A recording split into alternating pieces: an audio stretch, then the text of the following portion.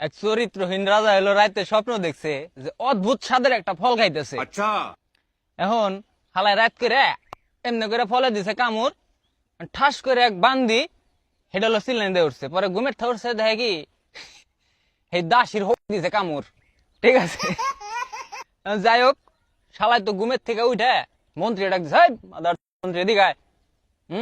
আমি রাত্রে অদ্ভুত স্বাদের একটা ফল খাইছি, তুই রাত যা আজকে এলান করে দে যে এই স্বাদের ফল আমারে যে খাওয়াইতে পারবো এই রাজ্যের, তার সাথে আমার মেয়ে বিয়ে দিমু।"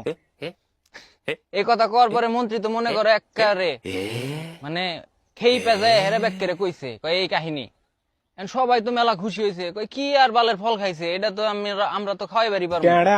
এখন সবাই বিভিন্ন রকম ফল নিয়ে রাজার বাড়ি আইয়া উপস্থিত হয়েছে। আনার পরে রাজা একটা শর্ত দিছে, কয় আমি রাত্রে যে ফলটা খাইছি স্বপ্নে, তোমরা যে ফল আনছাও এই ফলের সাথে যদি স্বাদে না মিলে, তাহলে যে ফল আনছাও সেটা পুটকিতে দিমু। আমার মাফ করে দেন হুজুর।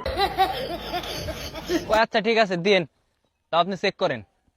এখন প্রথম জন আনছিল একটা বড়ই। রাজা এই বড়ই খায় সাথে সাথে মিলে নাই, এখন এই হালার বড়ই দিছে দেয়। হালাই তো মনে করেন আস্তে করে একটা সিস্কার দিয়ে চলে গেছে, বড়ই ছোট জিনিস। তারপরের জন আনছে একটা কলা, কলা আবার বড় সড়ো। ঠিক আছে, কলা এক কামড় খাইছে রাজা, খায় স্বাদ মিলে নাই, পরে দিছে হালার কলা গুয়াইয়ে। দেওয়ার পরে হালাই তো মনে করেন মাঝারি সাইজের চিৎকার এটা দিয়ে দৌড় দিছে। তারপরের জন এত বড় এক বেল নিয়ে আইছে। এখন বেল খাইছে রাজা কতখানি, খাওয়ার পরে স্বাদ মিলে নাই, পরে মন্ত্রী এই বেল দে। এখন মন্ত্রী যায় বেল দিবার যায়, যখনই ঠেলা দেয় ও তো ব্যথা পায় কানবো, ও কান্দে না, ও খিলখিল করে আশা চলতেছে।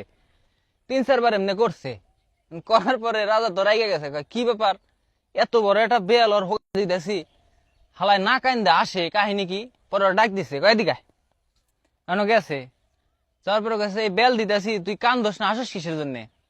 কয় রাজা কাহিনী তো এটা আছেই। কয় কি কাহিনী? কয় আমার এত বড় বেল তাই ঢুকতেছে না, কয় আমার পরের জন্য এত বড় এক কাঁঠাল নিয়ে বসে রয়েছে, ওর ভাগ্যে কি আছে কোন তো।